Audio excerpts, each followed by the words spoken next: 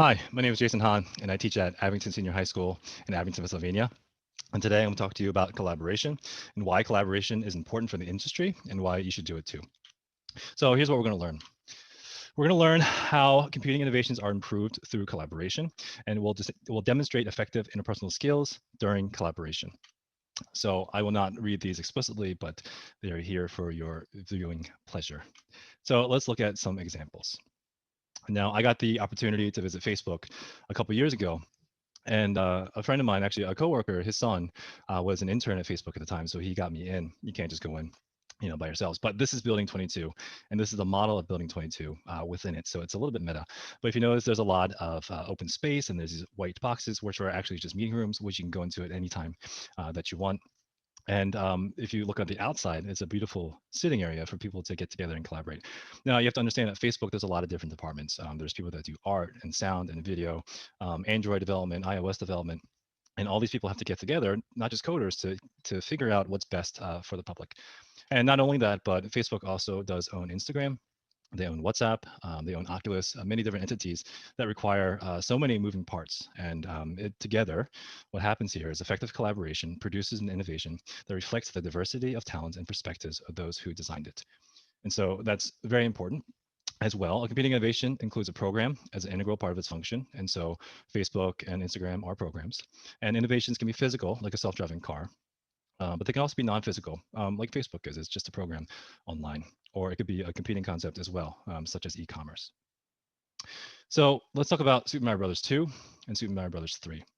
Now, Super Mario Brothers 2 originally was made by a man named Shigeru Miyamoto, which is like he's the Stan Lee of video games. So he created Mario and Samus and Link and Zelda and Kirby and like basically any Nintendo character that you know that's famous, he probably made it. And he made the original Super Mario Brothers 2, but the issue was it was just a reskinning of Super Mario Brothers 1. It was very, very difficult, and Nintendo of America said they didn't want it. So what happened was there was a game called Doki Doki Panic, which was made by Kensuke Tanabe. Now, Tanabe was on Miyamoto's team, and his original concept for Doki Doki Panic was a game where you go vertically through the level, and you had to work together with another partner to try to work your way up and finish the levels together. But Miyamoto said, hey, why don't we add some horizontal levels as well? Because why not? They're fun. And that was sort of Miyamoto's shtick at the time. So if you ever play Doki Doki Panic, which turned into Super Mario Brothers 2 in America, it has a vertical and horizontal level design, but not both at the same time. Now, when it came to Super Mario Brothers 3, what they did is Tanabe was the level designer and Miyamoto was the director, and they created an environment where you can go left and right and up and down simultaneously. You can even go behind the level, and it was just an amazing feat of computer engineering, hardware engineering, designers, and sound, and you name it. They collaborated together. The point is, collaboration that includes diverse perspectives helps avoid bias in the development of computing innovations. And if they didn't listen to each other, we wouldn't have such great games from the original 8-bit Nintendo. So let's practice. I'm going to have you read this here. I'm going to pause it. I'll read the question for you, though. What are the benefits of collaborating with your peers? So I'll pause here. And so the answer here is going to be B.